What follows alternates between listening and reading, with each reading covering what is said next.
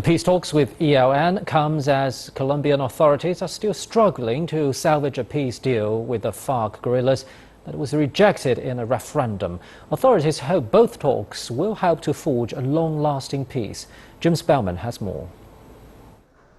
Negotiators hope to strike a lasting peace deal with Colombia's second-largest armed rebel group, the National Liberation Army, known by its Spanish acronym ELN.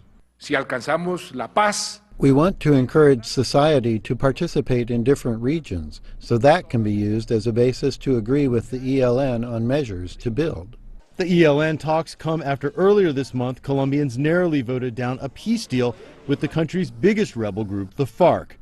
Colombia's President Juan Manuel Santos, who won the Nobel Peace Prize for his efforts, is hoping to bring that peace deal back from the brink. A ceasefire with the FARC is in place through the end of the year. We are convinced of the virtues of the final agreement for Colombia. We believe that it contains the transformations necessary to establish the basis of a stable and lasting peace. ELN and the FARC are both radical leftist groups that formed in 1964. Both groups have fought for a greater share of wealth and natural resources for poor people in rural areas and have been part of a complex civil war that has killed more than 200,000 and left at least 25,000 missing. Both groups have used kidnapping and extortion and are involved in drug trafficking. The FARC gave up kidnapping for ransom in 2012. ELN has targeted oil infrastructure with bombings and other attacks. ELN is now thought to have close to 2,000 members, the FARC about 7,000. Government crackdowns have left the groups with less power and perhaps more ready to negotiate.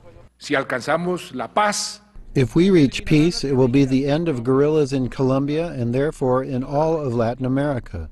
It will be the end of guerrillas.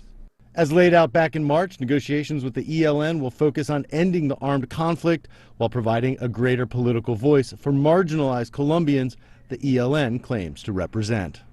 El Plan General de Ejecución de Acuerdos. The overall implementation plan of agreements involves control mechanisms, monitoring, and verification, which will include the participation of society, the international community, the government, and the National Liberation Army.